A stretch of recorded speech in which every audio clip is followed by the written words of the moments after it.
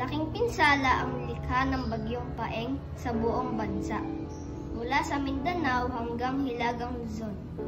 Maraming sinirang bahay, kalsada, tulay at buhay.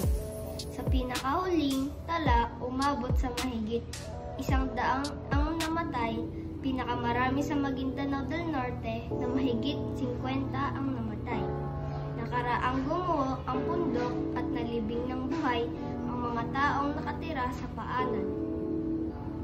Marami ang nasa evacuation centers hanggang sa kalukuyan, karamihan ay wala nang nauwiang bahay sapagkat nawasak at natabunan ng lupa. Sabi ng mga nakaligtas, hindi na sila babalik sa lugar. Nagkaroon na sila ng takot na tumira sa gilid ng bundok. Pinakamalaking problema na kinakaharap ngayon ay ang paglaganap ng sakit na nakukuha sa baha. Marami pang bayan ang lumubog sa baha at pinangangambahan ang pagdami ng kaso ng leptospirosis at dengue. Ang leptospirosis ay sakit na nakukuha hindi lamang sa komunitadong ihi ng daga, kundi sa iba pang hayop. Dahil sa rami ng daga, mapalungsod man o mapanayon, nasa panganib ang mamamayan. Kapag nalubog sa baha, ang bahagi ng katawan na may sugat, dito papasok ang virus na leptospira. Pinapayo na magsuot ng bota kapag lumusong sa baha. Ang dengue ay dulot ng kagat ng lamok na Aedes aegypti. Ngayong tag-ulan, mabilis dumami ang mga lamok.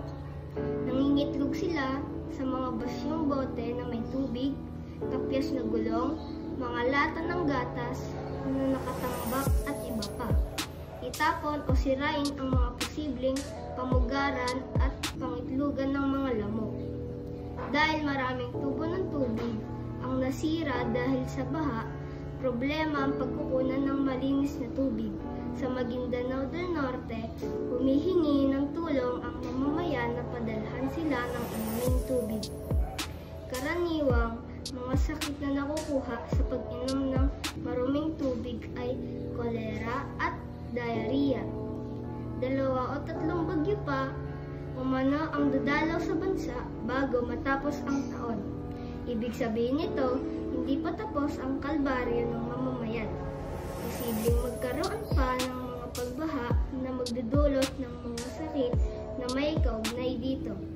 Iba yung pag-iingat pa ang nararapat para makaiwas sa mga sakit. Ako po si Saisa Villanueva, nag-uulat mula sa Science Class News 4.